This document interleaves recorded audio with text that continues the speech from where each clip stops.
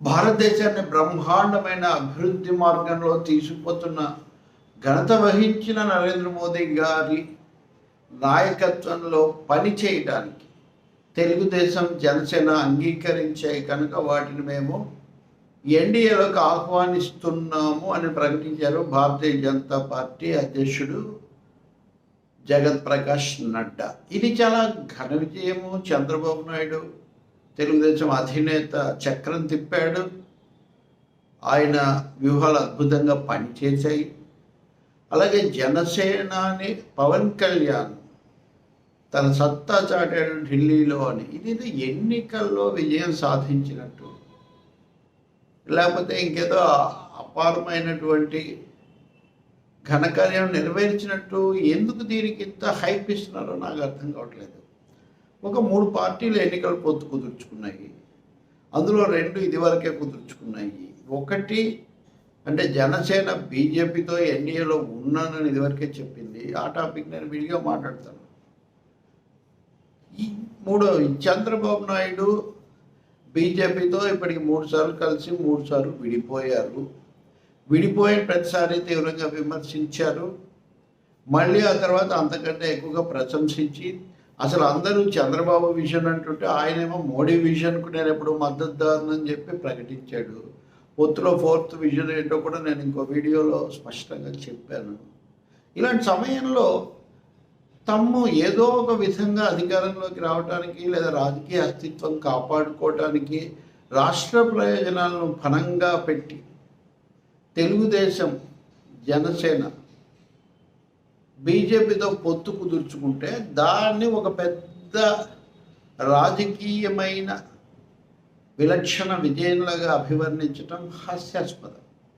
వాటికి పొత్తు పెట్టుకునే హక్కు ఉంది, అధికారం ఉంది. బయట వాళ్ళెవరికి దాని మీద మాట్లాడే అవకాశం లేదు. కానీ దాని ప్రభావం ఎలా ఉంటుంది, ఫలితం ఎలా ఉంటుంది, రాష్ట్రానికి అది ఎందుకు, రాష్ట్రం మీద ఎలాంటి ప్రభావం చూపిస్తుంది అని వ్యాఖ్యానించే హక్కు, అవసరం, బాధ్యత అందరి మీద ఉన్నాయి. నరేంద్ర మోదీ విశ్వగురువే కాదు, భారతదేశాన్ని ఉజ్వల ప్రగతి పథంలో తీసుకుపోవటం, దాన్ని వీళ్ళు గుర్తించి ఒప్పుకుని ఆయన నాయకత్వంలో పనిచేయడానికి అంగీకరించారని బీజేపీ ఇంత స్పష్టంగా చెప్తుంటే ఇందులో ఎక్కడైనా ఆత్మగౌరవం అనేది ఉందా? వెంటబడి మరి అంటే ఫిబ్రవరి 7న చంద్రబాబు నాయుడు సొంత చొరవతో చర్చలకు వెళ్తే నెల రోజుల పాటు ఆ విషయం తేల్చకుండా ఉంచి అన్ని సీట్లలో పోటీ చేస్తున్నామనే ఒక బిల్డప్ ఇచ్చి ఆ తర్వాత పొత్తు, ఇంకా నడ్డా చేసిన ఈ ప్రకటనలో కూడా 1-2 రోజుల్లో ఖరారవుతాయని చెప్పారంటే ఇంకా వాళ్ళ ఒత్తిడి కొనసాగుతూనే ఉందని అర్థమవుతుంది. ఒక పిక్చర్ ఇస్తున్నారు, 6 పార్లమెంట్ సీట్లు, లోక్సభ సీట్లు 2 జనసేన, 6 బీజేపీ పోటీ చేస్తాయి, మిగిలిన 17 తెలుగుదేశం పోటీ చేస్తుందని. ఇది తెలుగుదేశం అనుకూల మీడియాలో వస్తున్న కథనం. అలాగే పార్లమెంట్ స్థానాల్లో ఇదివరకు అసెంబ్లీ స్థానాల్లో ఇదివరకు 24 జనసేన కంటే పవన్ కళ్యాణ్ కేటాయించినట్టు ప్రకటించారు. అందులో 5 మాత్రమే ఆయన అభ్యర్థులను ప్రకటించారు, ఇంకా 19 ప్రకటించాలి. ఇప్పుడు ఇద్దరికి కలిసి 30 స్థానాలు అని అంటున్నారు. అంటే పవన్ కళ్యాణ్కి 24లో కూడా కొన్ని బీజేపీ తీసుకోవచ్చు అని కూడా స్పష్టంగా కనిపిస్తుంది. ప్లస్ పవన్ కళ్యాణ్ లోక్సభకు కూడా పోటీ చేస్తారు కాకినాడ నుంచి. ఆ విధంగా ఆయన కేంద్ర మంత్రివర్గంలో సభ్యులు కూడా కావచ్చు అని కథలు సాగుతున్నాయి. నేను జనసేన పవన్ కళ్యాణ్ గురించి మళ్ళీ మాట్లాడతాను. ఇవన్నీ ఉంటే ఇప్పుడు ఇదేదో ఆంధ్రప్రదేశ్కు చాలా మేలు చేయాలి అని ఈ పొత్తు కుదుర్చుకుంటున్నాము రాష్ట్ర ప్రయోజనాల కోసమని జనసేన, తెలుగుదేశం, పవన్ కళ్యాణ్, చంద్రబాబు నాయుడు మోత మోగించారు. ఇప్పుడు బీజేపీ అధ్యక్షుడు నడ్డా వచ్చి రాష్ట్రానికి మరింత మేలు చేయడం కోసం ఈ 10 ఏళ్లలో చాలా మేలు చేశాము, రాబోయే రోజుల్లో కూడా మరింత మేలు చేయడానికి మా పొత్తు అవసరమని వాళ్ళు గుర్తించి ఈ పొత్తు కుదుర్చుకుంటున్నారని చెప్తే ఇంతకంటే హాస్యాస్పదమైన అసంబద్ధమైన ఇది ఉందా? ప్రత్యేక హోదా రాలేదు, పోలవరం పూర్తి కాలేదు, విభజన సమస్యలు పరిష్కారం కాలేదు, కడప ఉక్కు ఫ్యాక్టరీకి సంబంధించి ఏమీ జరగలేదు, ఆ తర్వాత కొత్తగా పులి మీద పుట్టలాగా వచ్చిన విశాఖ ఉక్కు ప్రైవేటీకరణ ప్రతిపాదన వెనక్కుపోలేదు. వెనకబడిన ప్రాంతాలకు నిధులు రాలేదు. అమరావతి పూర్తి కాలేదు. ఏ విషయంలో రాష్ట్రం పట్ల కేంద్ర ప్రభుత్వం, మోదీ ప్రభుత్వం తన బాధ్యత నెరవేర్చిందని వీళ్ళంతా ఎగబడి పొత్తు కుదుర్చుకుంటున్నారు. వెంటబడి వాళ్ళు మేమే చేయగలము, బాగా దేశానికి చేశాము, రాష్ట్రానికి చేస్తామని వీళ్ళు పొత్తు కుదుర్చుకుంటున్నారని వాళ్ళు చెప్తున్నారు. ఇక్కడ స్వప్రయోజనాలు, స్వార్థ రాజకీయాలు తప్ప ఆంధ్రప్రదేశ్ ప్రయోజనాలు ఏ విధంగా ఉన్నాయి? ఇన్ని నెలన్నరలో వీళ్ళు జరిపిన చర్చలో అంతకుముందు కాలాన్ని కలుపుకుంటే ఇన్ని రోజులు ఇన్నిసార్లు ప్రదర్శనం చేశారు లోకేష్, చంద్రబాబు, పవన్ కళ్యాణ్ అందరూ కూడా ఢిల్లీకి. ఒక్కసారైనా వీళ్ళు ప్రత్యేక హోదా గురించి కానీ షరతుగా పెట్టారా?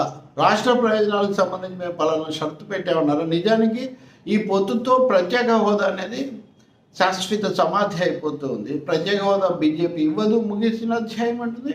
దాని గురించి అడిగేటటువంటి పరిస్థితి తెలుగుదేశం పార్టీకి ఉండదు. ఎందుకంటే చంద్రబాబు నాయుడు ఈ చర్చ మళ్ళీ కొత్తగా బీజేపీకి దగ్గర కావాలని మొదలుపెట్టినప్పటి నుంచి రాష్ట్రానికి ఆర్థిక సహాయం కోసం నేను విభేదించానే కానీ అంతకంటే మోదీతో నాకు ఎప్పుడు వ్యతిరేకత లేదు. రాష్ట్ర ప్రజల సెంటిమెంట్ కోసం, అది సెంటిమెంట్ అంటే ప్రత్యేక హోదా ఇట్స్ ఎ కమిట్మెంట్. కాబట్టి ఇప్పుడు ప్రత్యేక హోదా ప్రసక్తే లేదే. రాష్ట్రం కోసం అడిగారు, అవి మేము పరిశీలిస్తామని కూడా ఏం బీజేపీ చెప్పలేదే. అందుకనే ఇది 100% కేవలం సర్దుబాటే కాదు, సీట్ల సర్దుబాటు కాదు, ఇది రాష్ట్ర ప్రయోజనాల లొంగుబాటు, రాష్ట్ర ప్రయోజనాలను పణం పెట్టినటువంటి రాజకీయమైన లొంగుబాటు, వాటిని అసలు వదిలివేసినటువంటి వదులుబాటు. దీనికి ప్రజలు ఏదో చాలా దీన్ని ఆదరించి నెత్తిన పెట్టుకుంటారు అనుకుంటే అది అంతకంటే కూడా పొరపాటు ఇంకోటి ఉండదు. పైగా ఇక్కడ స్ట్రైక్ రేట్ సమస్య ఉంటుంది. 30 సీట్లు అటు పోయిన తర్వాత 175లో 140 సీట్లు తెలుగుదేశం పోటీ చేయడానికి, 140 లేదా 145 ఉంటాయి అనుకున్నాం పూర్తిగా. ఇంకా 2 రోజులు సమయం ఉంది కదా అనుకుంటే స్ట్రైక్ రేట్ ఎంత ఉండాలండి?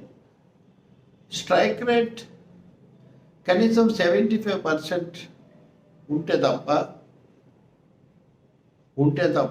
అంటే ఇప్పుడు వైసీపీకి ఎన్ని సీట్లు ఉన్నాయో అన్ని సీట్లు మాత్రమే టీడీపీ పోటీ చేస్తుంది. అన్ని కూడా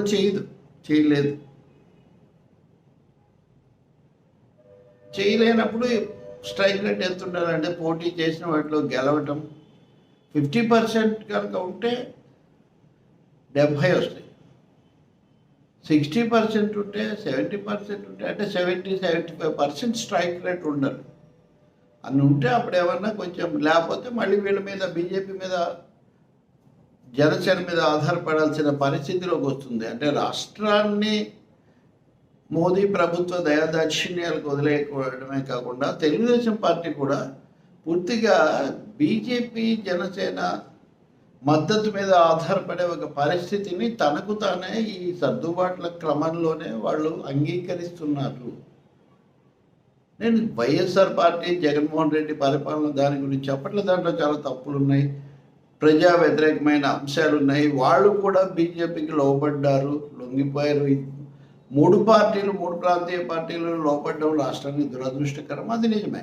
కానీ ప్రత్యక్షంగా పొత్తు పెట్టుకొని కనీసం ఆ విషయాలు కూడా మాట్లాడలేని పరిస్థితిని తీసుకొని వస్తే ఇంక అప్పుడు ఏమవుతుంది? సీట్ల రీత్యా చూస్తే గతసారి 175లో 151 తెచ్చుకున్నాడు. 151 స్థానాల్లో సగం కూడా ఇప్పుడు స్ట్రైక్ రేట్ ప్రకారం రావు. 150 పోటీ కూడా చేయటం లేదే తెలుగుదేశం పార్టీ. అంటే వైసీపీని ఎదుర్కోవటం అన్నది అంత తీవ్రమైన అంశము. అసలు అయిపోయింది, తోసేస్తే అయిపోతుంది అని చెప్తున్న పార్టీ ఎందుకు ఇంతగా బీజేపీ ముందు సాగిలబడింది? ఈ ప్రశ్నకు సమాధానం చెప్పమంటే రాష్ట్ర ప్రయోజనాల కోసం సమర్థన అన్నమాట. అంటే పవన్ కళ్యాణ్ ఏమో మేము పొత్తు పెట్టుకోకపోతే మరొక 20 ఏళ్ళు జగన్మోహన్ రెడ్డి పాలనే సాగుతుంది అని ఆయన హెచ్చరికలు చేస్తాడు రాజమండ్రి జైలు ముందు. అంటే పొత్తు పెట్టుకోకపోతే గెలవడం సాధ్యం కాదని వీళ్ళు అనుకుంటున్నారు. అది నిజం కూడా కావచ్చు. కానీ బీజేపీతో పొత్తు పెట్టుకుంటే, బీజేపీని మళ్ళీ పిలిచి పెద్ద పీట వేస్తే దాన్ని ఆంధ్రప్రదేశ్ ప్రజలు హర్షిస్తారు అనేది చాలా పెద్ద ప్రశ్న. తప్పకుండా నా ఉద్దేశంలో రాజకీయ చైతన్యం, ఆత్మాభిమానం ఉన్నటువంటి ఆంధ్రప్రదేశ్ ప్రజానీకం గతంలో బీజేపీకి నోటా కన్నా తక్కువగా 0.96 1% కంటే తక్కువ ఓట్లు ఇచ్చిన ప్రజానీకం ఇప్పుడేదో బీజేపీకి అనుకూలంగా మోడీకి పవన్ బాబులాగా భక్తులుగా మారిపోతారని నేను భావించట్లేదు. దీని మీద ఎవరైనా ఇదేదో బీజేపీ వ్యతిరేకత కాదు, రాష్ట్రం పట్ల ఉండేటటువంటి ప్రేమ, ఆంధ్రప్రదేశ్ వాళ్ళు చేసిన అన్యాయాన్ని, రాజ్యాంగబద్ధమైన అన్యాయాన్ని, రాజ్యాంగపరమైన అన్యాయాన్ని అభిశంసించే ఒక ప్రయత్నం. కాబట్టి ఎంత హైప్ ఇచ్చినా కానీ ఈ సోకాల్డ్ సీట్ల సర్దుబాటు అనేది, తెలుగుదేశం లొంగుబాటు, జనసేన ఎటువైపు అటే ఉంది. జనసేన ఈ క్రమంలో నిజానికి మామూలు కంటే ఒక మెట్టు తగ్గించడం ఎలా జరిగింది నేను ఇంకొక వీడియోలో మీకు చెప్పడానికి ప్రయత్నిస్తాను. ఈ పొత్తులో లేదా ఈ ఏర్పాటులో, సర్దుబాటులో చాలా కోణాలు ఉన్నాయి. అవి కూడా మనం తెలుసుకోవాల్సి ఉంటుంది.